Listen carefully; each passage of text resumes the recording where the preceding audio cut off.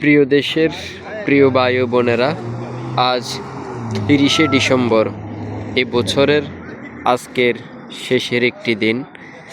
এদিনে আমরা সবাই যারা প্রবাসে কর্মরত আছি, আমরা সবার একটাই উদ্দেশ্য, আজকের দিনটা যেন আমরা কাজ পাই।